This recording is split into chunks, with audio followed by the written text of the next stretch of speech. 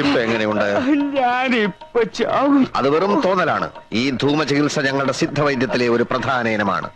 നിങ്ങളുടെ തലവേദനയുടെ അവസാനത്തെ ദിവസമാണെന്ന്. പരമാനന്ദ ഗുരുവെ ധ്യാനിച്ച് വിശ്രമിച്ചോളൂ, പൊയ്ക്കോളൂ.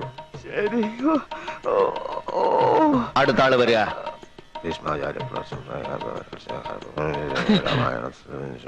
ഈശോയെ,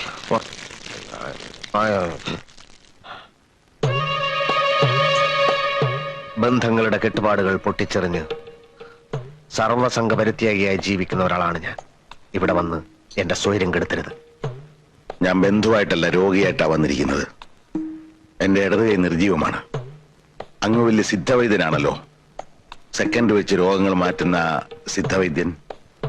എന്റെ ഈ കൈ ഒന്ന് ജീവനുള്ളതാക്കി തരണം. എടഞ്ഞു നിൽക്കുകയായിരുന്നെങ്കിലും ഒടുക്കം വൈദ്യർക്കൊരു രോഗം വന്നപ്പോ സ്വാമിയുടെ അടുത്ത് തന്നെ വരേണ്ടി വന്നല്ലോ. അതാ ദൈവത്തിന്റെ കളി. കൈ കുഴഞ്ഞു പോയ ഒരു രോഗിയെ കണ്ടാൽ എനിക്ക് മനസ്സിലാവും പരീക്ഷണത്തിനാണ് വന്നതെങ്കിൽ അത് വേണ്ട. സ്വന്തം കൂടപ്പിറപ്പിന്റെ കഞ്ഞികൂടി മുട്ടിച്ച് നിന്നെ ഒരു പാഠം പഠിപ്പിക്കാൻ തന്നെ വന്നതെന്ന് കൂട്ടിക്കോ. ഓഹോ, അപ്പൊ അതൊക്കെയാണ് രോഗത്തിന്റെ ലക്ഷണങ്ങൾ. നമുക്കിത് നിഷ്പ്രയാസം മാറ്റിക്കളയാം. ആദ്യം എന്റെ ഗുരുവിനെ വന്ദിക്കണം, പിന്നെ എന്നിൽ വിശ്വാസം അർപ്പിക്കണം. എനിക്ക് പൂർണ്ണ വിശ്വാസമാണ്.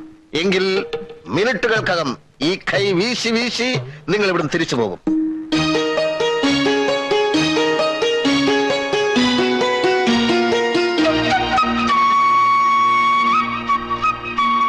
ഇതൊരു പ്രത്യേകതരം രോഗമായതുകൊണ്ട് ഒരു പ്രത്യേകതരം മരുന്ന് തന്നെയാണ് ഞാൻ പ്രയോഗിക്കാൻ പോകുന്നത്. തിരുമേനി, ഇതെന്ത് മരുന്നാണാവോ? താങ്കളുടെ അറിവിൽപ്പെടാത്ത എത്രയോ പച്ചമരുന്നുകൾ നമ്മുടെ സഹ്യാദ്രി സാനുക്കളിൽ ഇല്ല എന്നുണ്ടോ? ബ്രഹ്മർഷി പരമാനന്ദ ഗുരുവെ മനസ്സിൽ ധ്യാനിച്ചുകൊണ്ട് കാള കാടി കുടിക്കണ മാതിരി ഒറ്റ വലിക്ക് അങ്ങോട്ട് കുടിച്ചോളൂ. ഇതെന്താണെന്ന് പറഞ്ഞില്ല. അതൊരു രോഗി അറിയേണ്ട കാര്യമല്ല, വിശ്വാസമാണ് പ്രധാനം. പിന്നെ താങ്കൾ ഒരു വൈദ്യൻ കൂടി ആയതുകൊണ്ട് ഞാൻ സത്യം പറയാം.